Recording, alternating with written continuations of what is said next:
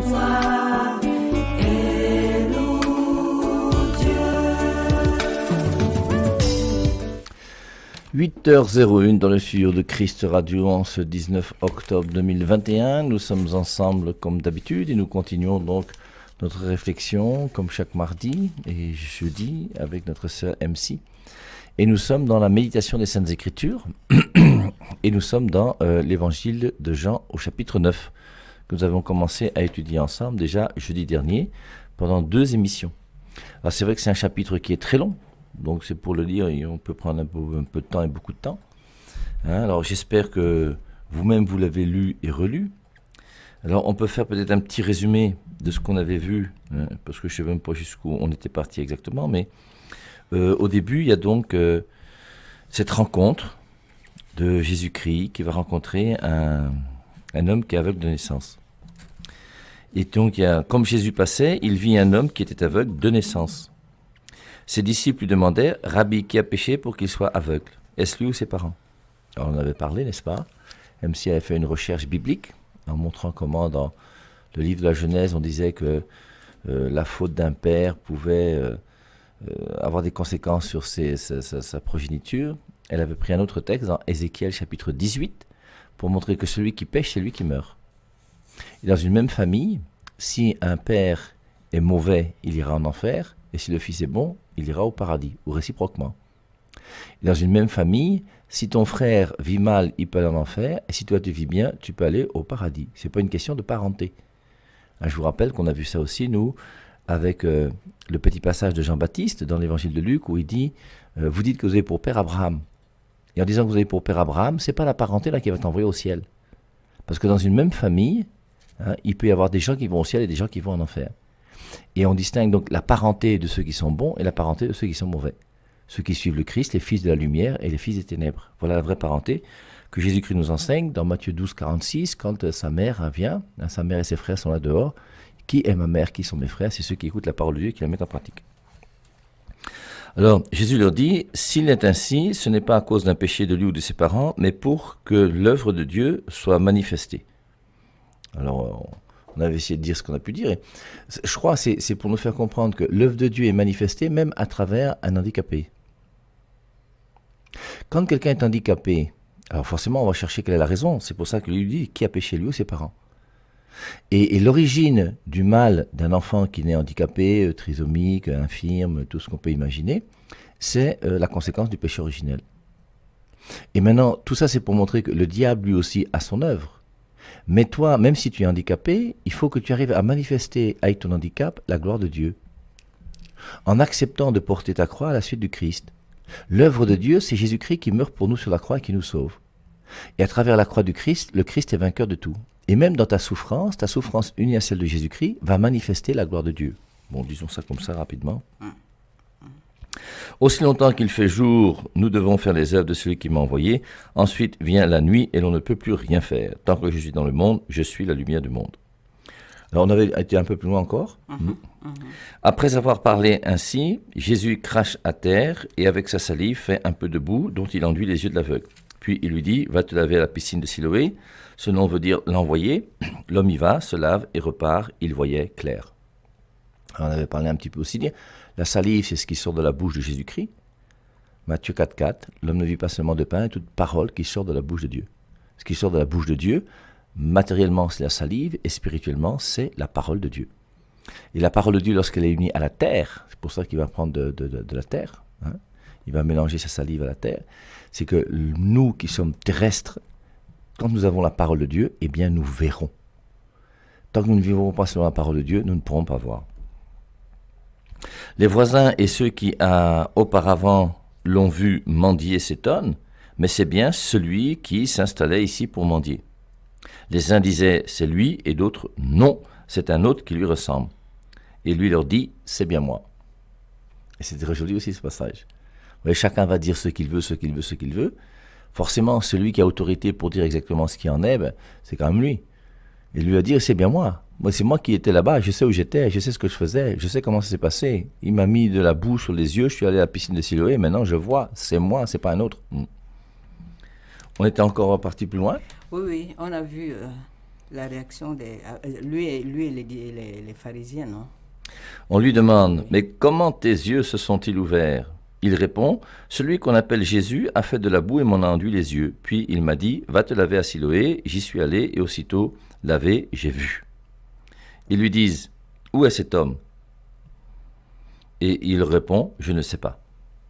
Et ce qu'il y a de bien avec ce petit bonhomme, c'est que lui, il est très clair. Il dit la vérité d'une manière simple, hein. Il n'a pas peur. On amène donc aux pharisiens l'aveugle guéri. Mais voilà que c'était un sabbat. Et Jésus avait fait de la boue et lui avait enduit les yeux. À leur tour, les pharisiens l'interrogent. Comment as-tu retrouvé la vue? Il leur répond, il a mis de la boue sur mes yeux, je me suis lavé et je vois. Quelques-uns des pharisiens disent alors, cet homme-là n'est pas avec Dieu puisqu'il ne respecte pas le sabbat. Mais d'autres répondent, un homme pécheur peut-il faire de tels signes? Et ils sont divisés. Alors de nouveau on demande à l'aveugle, puisqu'il t'a ouvert les yeux, que penses-tu de lui? Il répond, c'est un prophète. Les Juifs ne veulent pas croire qu'ils voient après avoir été aveugles, tant qu'ils n'auront pas convoqué les parents du miraculé. Alors, c'est aussi quand même intéressant de voir cette... vous voyez, ce qui est intéressant avec les Juifs, c'est que quelques-uns des pharisiens disent alors, cet homme-là n'est pas avec Dieu puisqu'il ne respecte pas le sabbat.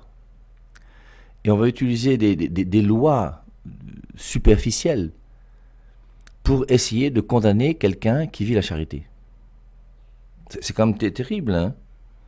Cet homme-là n'est pas avec Dieu. Tu vois quelqu'un qui fait une œuvre bonne, et tu dis que comme il fait ça un jour qui n'est pas permis, ça ne peut plus être une œuvre bonne. Ben, l'œuvre bonne reste bonne. Surtout qu'en plus, on a déjà vu dans Jean chapitre 5 que Jésus-Christ violait le sabbat d'après les Juifs. Alors tu vois le bienfait fait par une personne et tu essaies de trouver un tout petit truc quelque part pour le détruire et l'anéantir. Les Juifs, là, sont vraiment... Mais d'autres répondent, et on voit que parmi les Juifs, il y a d'autres quand même qui sont un peu plus sympathiques. Un homme pécheur peut-il faire de tels signes? Il y a quand même des gens qui se posent la question. Il a quand même ouvert les yeux d'un aveugle. C'est pas courant. Et s'il fait ça, c'est donc un homme, on sait qu'il ne peut pas ouvrir les yeux d'un aveugle. Donc forcément, c'est qu'il y a une force bizarre. Donc ils sont quand même en train de réfléchir. Et ils sont divisés. Alors de nouveau, on demande à l'aveugle, puisqu'il t'a ouvert les yeux, que penses-tu de lui? Il répond, c'est un prophète. C'est évident, lui il était aveugle, maintenant il voit, forcément il va dire que Jésus-Christ est un gars qui est bon. C'est là qu'on était rendu, MC? Oui, on était là, et puis vous avez bien fait de relever quelque chose en rapport avec les témoignages, comment les témoignages devraient être faits, n'est-ce pas? Être assez concis, clair, à l'instar de celui de l'aveugle. Parce que habituellement, nous, on a une manière de faire les témoignages qu'on allonge, on digresse et tout ça, alors qu'il faut aller droit dans le sujet et être concis et clair. Parce que c'est vrai que c'est très général. Moi, je me souviens un jour, c'était une retraite qu'on faisait avec des jeunes à Macaque. On a fait ça pendant des années. Et un soir, il y a une fille qui a voulu témoigner. Elle a pris 45 minutes. Ça a énervé tout le monde. Mais comme c'était des choses qui étaient très sensibles, qui la touchaient, qu'elle pleurait, on n'a pas pu faire autre chose. On écoutait pendant 45 minutes, mais c'était vraiment fatigant et ennuyeux. Et bon, mais au nom de la charité, on a supporté. Mais c'est vrai, quand tu fais un témoignage, en plus, l'important c'est quoi? Dans le témoignage, c'est de ne pas, toi, te mettre en avant, mais de mettre en avant ce Jésus-Christ qui a fait quelque chose pour toi. Et c'est pour ça que le témoignage de ce jeune garçon est très beau. Nous, on a du mal à demander aux gens de venir témoigner ici à la radio parce que les gens vont mettre un temps fou. Mais on fera des témoignages parce qu'il faut que vous puissiez témoigner du bien que la radio vous a apporté. Mais ces témoignages, moi, je vous invite à commencer à les faire d'abord. Vous écrivez votre témoignage, vous l'envoyez par WhatsApp, vous l'envoyez par adresse email. Et puis après, donc, un jour, soit on vous contactera pour vous faire venir, soit on vous interrogera, soit on lira votre témoignage. Mais c'est important qu'il y ait des témoignages. Parce que c'est vrai que les témoignages aussi, ça aide. Et le témoignage de ce petit garçon, c'est un témoignage qui... Rappelons-nous le témoignage de la Samaritaine. Elle est allée dans son village, elle a converti tout son village parce qu'elle a témoigné de ce que Jésus-Christ a fait pour elle. Alors des témoignages brefs et concis comme celui de ce petit bonhomme, là, c'est très clair. Ok, mon père, qu'est-ce qu'on fait? On va lire la troisième partie, la dernière partie qui nous intéresse aujourd'hui, parce qu'on voudrait quand même terminer l'étude là aujourd'hui de ce passage, non? Et puis enclencher un peu sur le problème de comment on dit, la cécité, l'aveuglement spirituel, parce que c'est très important qu'on aborde. Je ne sais pas, mon père, qu'est-ce que vous en pensez? Oui, bien sûr, non, Parce que bien sûr. c'est ça qui va faire vraiment le gros problème à la fin de cette étude, l'aveuglement spirituel. On parle d'aveuglement physique, mais il y a aveuglement physique et il y a également aveuglement spirituel. Tous ne sont pas aveugles physiques. Mais la plupart d'entre nous, moi y compris, nous sommes aveugles quelque part. Hein. Nous sommes quelque part aveuglés d'une manière ou d'une autre. Et ce serait intéressant de pouvoir s'y appesantir, n'est-ce pas? Et que nous voyons ensemble comment nous en sortir. Et qu'est-ce que c'est que l'aveuglement spirituel? À partir de ceci, nous pouvons déjà essayer de comprendre, non, mon père, l'aveuglement spirituel. Voyons un peu la dernière partie, si on peut lire.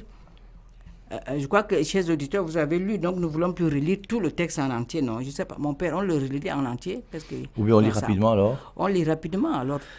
Les Juifs ne veulent pas croire qu'ils voient après avoir été aveugles.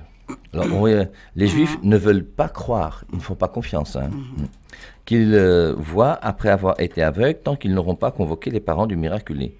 Ils leur demandèrent, c'est bien votre fils, et vous dites qu'il est né aveugle. Et alors pourquoi voit-il maintenant? Les parents répondirent, oui, c'est notre fils, et il est né aveugle. Mais comment voit-il maintenant? Nous n'en savons rien. Et qui lui a à voir les yeux? Nous n'en savons rien. Interrogez-le, c'est un adulte, il expliquera lui-même son cas. Ses parents sont pourtant au courant, parce que forcément ses parents ont vu l'enfant, puisqu'il est allé, hein, et forcément il a raconté ce qui s'est passé. Mais on donne la raison, ses parents firent cette réponse parce qu'ils avaient peur des Juifs. Ça aussi c'est une chose importante. Est-ce que toi tu as peur? Et de qui as-tu peur? As-tu peur de ton curé?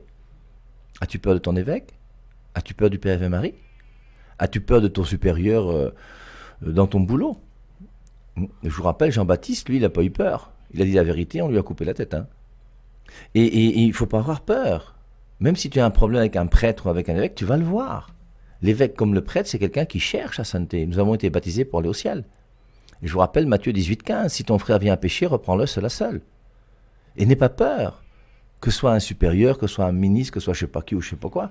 Je vous rappelle que dans quelques années, tous ces gens, même s'ils ont une mitre sur la tête aujourd'hui, ils seront 2 mètres sous terre et puis il n'aura pas de mitre dans son cercueil. Et le général sera plus général quand les asticots vont manger sa chair. Donc soyons simples, soyons bons, soyons vrais. En effet, les Juifs avaient décidé d'exclure de la communauté tous ceux qui reconnaîtraient Jésus comme le Messie.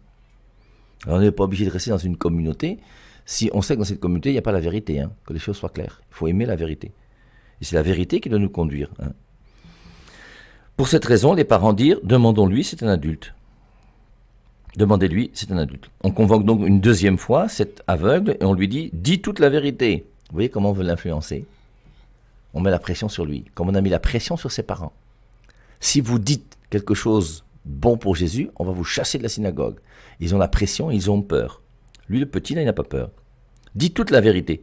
Nous savons que cet homme est un pécheur. Il répond, s'il est un pécheur, je n'en sais rien. C'est pour ça qu'il est très sympathique, cet aveugle-là. Lui, il dit ce qu'il sait. Si vous savez qu'il est pécheur, ben ça va, vous savez qu'il est pécheur. Vous allez avoir vos preuves, vous devez savoir. En tout cas, moi, je ne sais pas si c'est un pécheur ou pas. Mais ce que je sais qu'une chose, j'étais aveugle et maintenant, je vois. Ils lui disent, qu'est-ce qu'il t'a fait? Comment t'a-t-il ouvert les yeux? Et il lui répond, je vous l'ai déjà dit et vous ne voulez pas m'écouter. Il y a des gens qui sont bornés, il y a des gens qui sont bêtes. Et il a raison, ça ne sert à rien de raconter 25 000 fois la même chose à une personne qui ne veut pas chercher la vérité. Quand quelqu'un ne cherche pas la vérité, il ne faut pas perdre son temps avec lui. C'est l'histoire du Père Ave Marie avec le caillou qui vit, on ne va pas revenir dessus, je vous ai déjà raconté ça plusieurs fois. Je vous l'ai déjà dit et vous ne voulez pas m'écouter. Qu'est-ce que vous voulez savoir de plus? Peut-être voulez-vous devenir ses disciples? Un petit peu d'humour dans la bouche de ce petit garçon qui n'a pas peur, voilà, de ces pharisiens, de ces grands. Aussitôt, ils commencèrent à l'insulter. Toi, tu es son disciple. Alors, c'est pour ça, quand on n'a plus d'arguments, ce sont les insultes. Si tu discutes avec quelqu'un et qu'il n'y a plus d'arguments, il va commencer par t'insulter. Et si les insultes continuent, après, c'est la bagarre. Ça, ce n'est pas la force de la vérité et la force de l'intelligence, c'est la force du taureau. C'est la force de l'animal. C'est la force du gars qui est bête. C'est pour ça que quand 2 personnes en arrivent au point pour se battre, c'est une bêtise monstrueuse. C'est pas parce que tu es plus fort physiquement que tu as raison quand même. C'est tellement idiot. Je vous l'ai déjà dit et vous ne voulez pas m'écouter. Qu'est-ce que vous voulez savoir de plus? Peut-être voulez-vous devenir ses disciples? Aussitôt, il commence à l'insulter. Toi, tu es son disciple, mais nous sommes les disciples de Moïse. Nous savons que Dieu a parlé à Moïse, mais celui-là, nous ne savons pas d'où il sort. Donc, ils commencent à apporter leurs arguments. Et le petit là qui est pas bête, alors l'homme leur répond, c'est vraiment étonnant. Il m'a ouvert les yeux et vous ne savez pas d'où il vient? Nous savons bien que Dieu n'écoute pas les pécheurs. Il écoute ceux qui respectent Dieu et qui font sa volonté. On n'a jamais entendu dire que quelqu'un ait ouvert les yeux d'un aveugle de naissance. Cet homme ne pourrait rien faire s'il ne venait pas de Dieu. Et on voit comment ils l'ont écouté religieusement pendant quelques minutes. Ils l'ont quand même laissé parler, ils l'ont insulté tout à l'heure pour dire que oui. Et donc, c'est vraiment étonnant. Nous sommes de Moïse. Lui, on ne sait pas d'où il est. Oui, très bien, vous ne savez pas d'où il est. Mais regardez quand même ce qu'il a fait, il m'a ouvert les yeux. C'est vraiment étonnant, il m'a ouvert les yeux et vous ne savez pas d'où il vient. Nous savons bien que Dieu n'écoute pas les pécheurs. Il écoute ceux qui respectent Dieu et qui font sa volonté. On n'a jamais entendu dire que quelqu'un ait ouvert les yeux d'un aveugle de naissance. Cet homme ne pourrait rien faire s'il ne venait pas de Dieu. Les autres ripostèrent, tu n'es que péché depuis ta naissance, et tu veux nous faire la leçon? Et ils l'expulsèrent. Voilà. Après les insultes, la force physique, on te chasse. Et c'est pour ça, ça ne sert à rien de discuter avec des gens qui ne cherchent pas la vérité. Et une fois que tu as aperçu que quelqu'un ne cherche pas la vérité, fais comme Jésus. Lorsqu'il a été présenté devant Ponce Pilate, au bout d'un moment, il s'est tu. Il ne parlait plus. Pas parce qu'il n'avait rien à dire, parce qu'il a compris que Ponce Pilate ne cherche pas la vérité. Et la preuve, 3 fois, il dira, je ne vois aucun motif de condamnation, et qu'est-ce qu'il va faire? Il va le condamner. C'est un lâche, Pilate. Donc Jésus apprit qu'on l'avait expulsé. Quand il le rencontra, il lui dit, as-tu foi dans le Fils de l'homme? Il répondit, qui est-il, Seigneur, que je crois en lui? Jésus lui dit, tu le vois, c'est lui qui te parle. L'homme déclara, je crois, Seigneur, et il se prosterna devant lui. Alors on arrive à la fin. Jésus dit alors, je suis venu dans le monde pour une remise en cause. Ceux qui ne voient pas verront, et ceux qui voient seront aveugles. Quelques pharisiens étaient là, et ils l'entendirent, ils lui demandèrent, nous serions donc aveugles nous aussi? Jésus leur répondit, si vous étiez aveugles, vous n'auriez pas de péché, mais vous dites que vous voyez, c'est la preuve de votre péché. Mais c'est profond, hein. Oui, c'est très joli, non? C'est très joli. Alors, on va essayer d'aller au-delà des paroles. Comme vous le savez déjà, vous êtes déjà habitués. On essaie de comprendre, n'est-ce pas, pour que ça nous aide, nous, aujourd'hui. La confrontation réelle que Jésus a toujours eue avec les certaines catégories de juifs et les pharisiens. Et mon père, ce qui est surprenant, c'est que ceux qui sont censés justement comprendre et voir ceux qui étaient censés, finalement, ne le sont pas. C'est plutôt le commun des mortels, comme on dirait, n'est-ce pas? Les gens, les petits, là, mais c'est eux qui reçoivent facilement la gloire, qui voient et reconnaissent facilement la gloire de Dieu. Et ceux qui sont censés le reconnaître, le rejettent.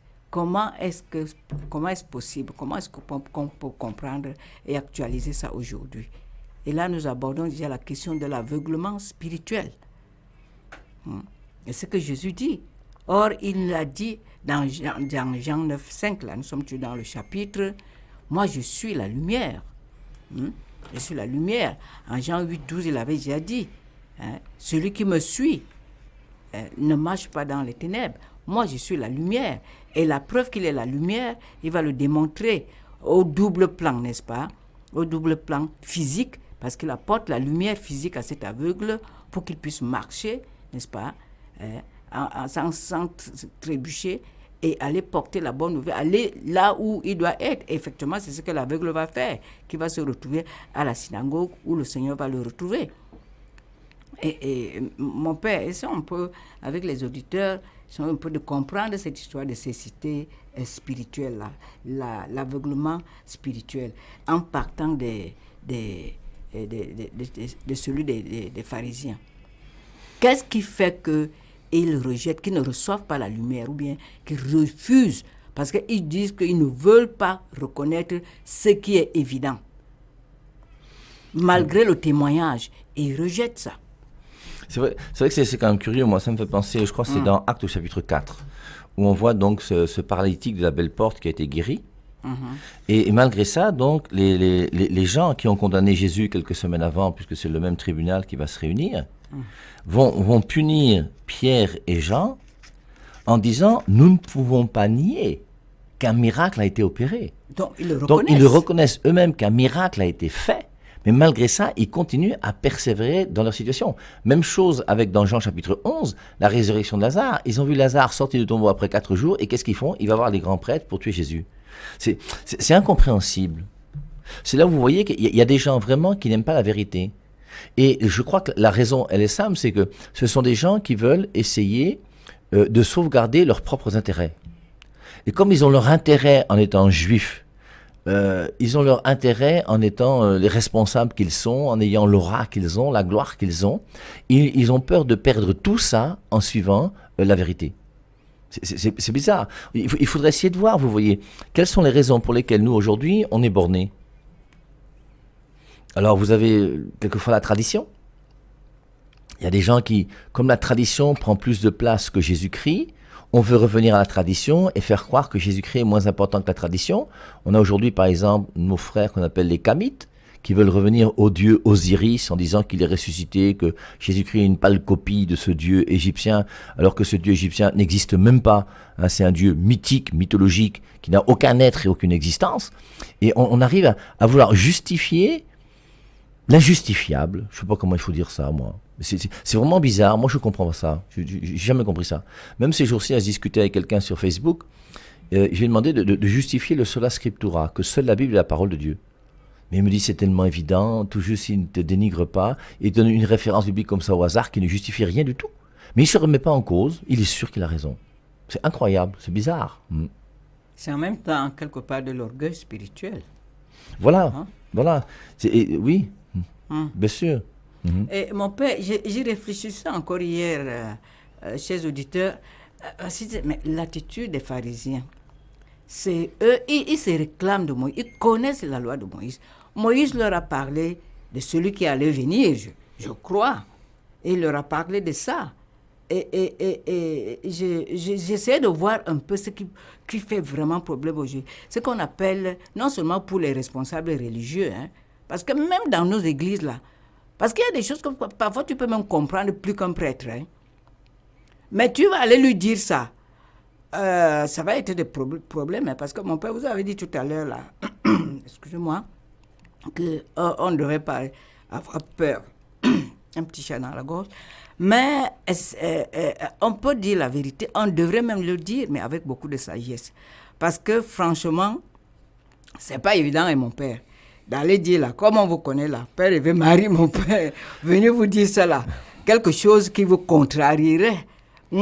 Il n'y a rien de plus difficile que de convertir un prêtre. Ce n'est pas difficile. Parce que le prêtre sait qu'il sait. Voilà. Il a fait des études pour ça. Voilà. Toi, tu n'as pas fait des études. Alors tu vas venir me dire quoi? Philosophie, tu as Voilà. fait. Non, mais c'est vrai, nous parlons de C'est quelque vrai, chose c'est de vrai. sérieux. C'est pour ça que les gens sont également étouffés. Il y a des choses qu'ils vivent, mais qu'ils ne peuvent pas les dire. Au curé, n'en parlons plus, pour ne pas parler des évêques. Comment je vais faire, moi, pour aller dire, mais je commence par où? Pourtant, il y a des choses à dire. Il y a des choses qu'on veut même remettre en cause, certaines choses même dans l'église catholique. Il y a des choses à dire, puisque Dieu aussi nous a donné l'intelligence. Mais moi, ce que j'ai, par exemple, ce n'est pas pour vous vanter, mon père, mais ce qui est bien qu'avec vous, moi, j'ai toujours discuté de manière franche, libre. Oui, monsieur. Oui, parce qu'il y a aussi que notre relation me permet de vous dire certaines choses. Sinon, comment je vais faire? Je vais commencer par vous. Même si je conseille des choses, je ne veux pas venir dire. Parce que ce n'est pas évident. On a quand même peur. Être couplé, avoir la tête tranchée, là, n'est pas évident. Mais cependant, il faut savoir le dire avec sagesse. Moi, je crois que les prêtres aussi comprennent. Le problème, c'est que ça dépend de comment on va. Comment on va lui dire. Et ça pose encore un autre problème parce qu'au lieu d'aller maintenant chez le prêtre, on va seulement verser dans le Congo ça. Hein? Et ça n'aide pas ni le prêtre, ça n'aide pas aussi l'église parce qu'en fait l'église même c'est qui? Quand on parle de l'église, c'est nous, non? Bien sûr. C'est nous, l'église, c'est pas l'institution, c'est en fait formé de quoi?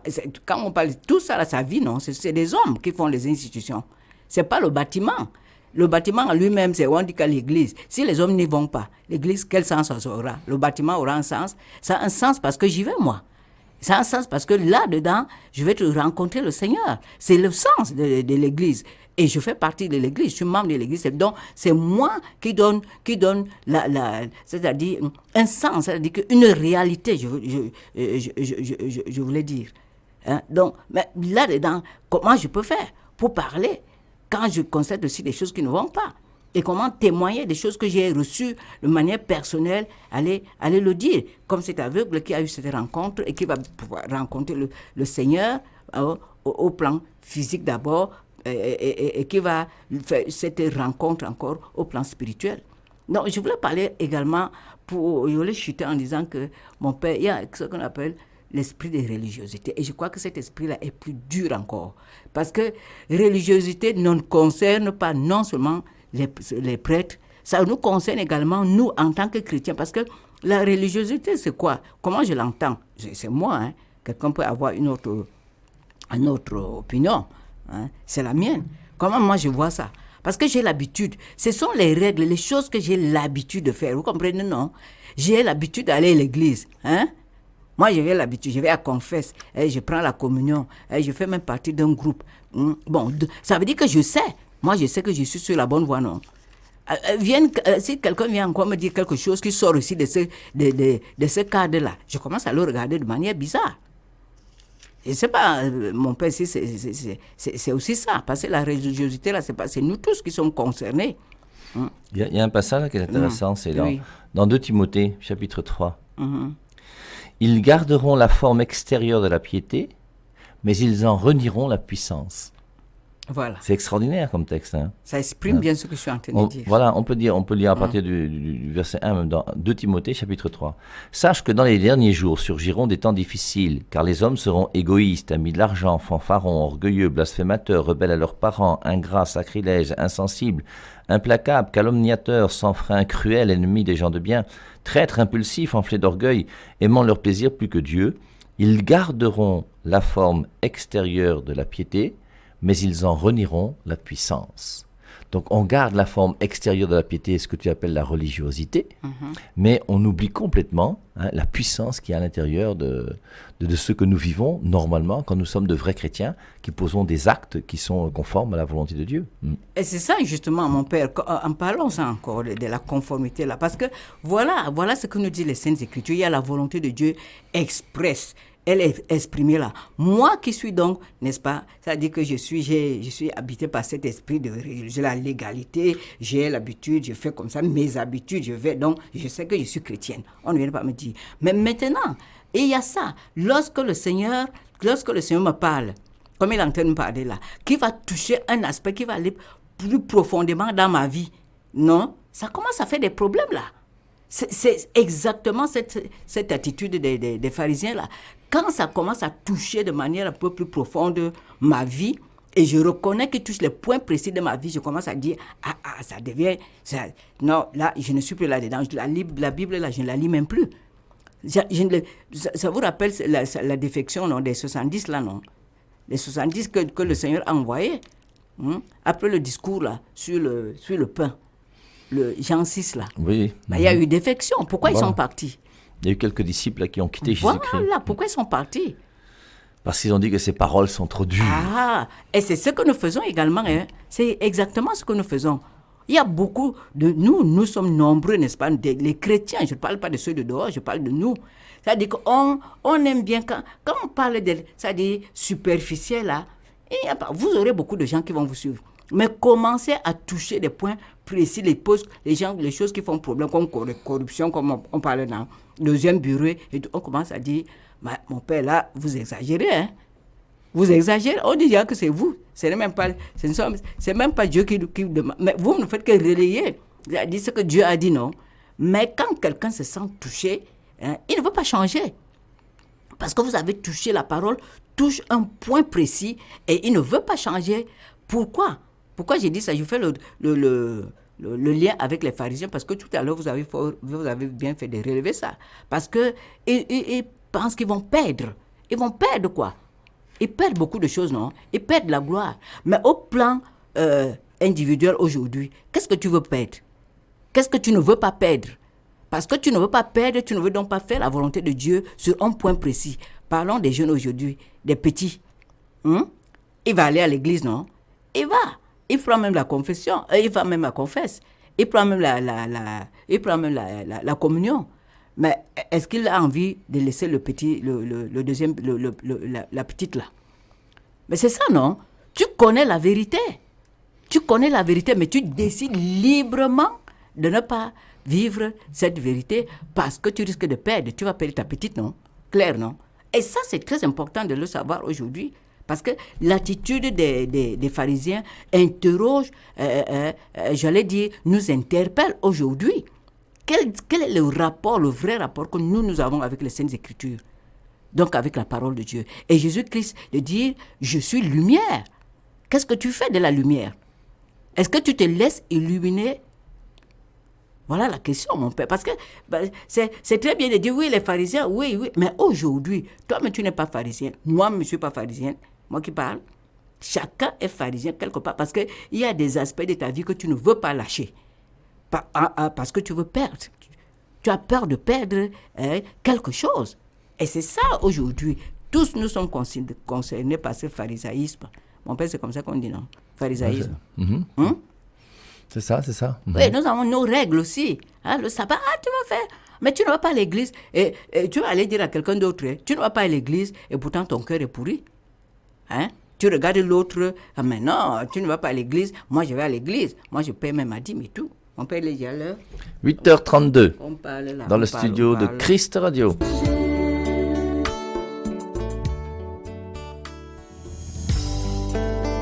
Mon âme élève le Seigneur.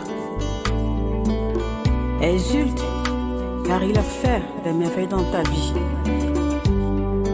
Il t'a sauvé de la boue, il t'a racheté.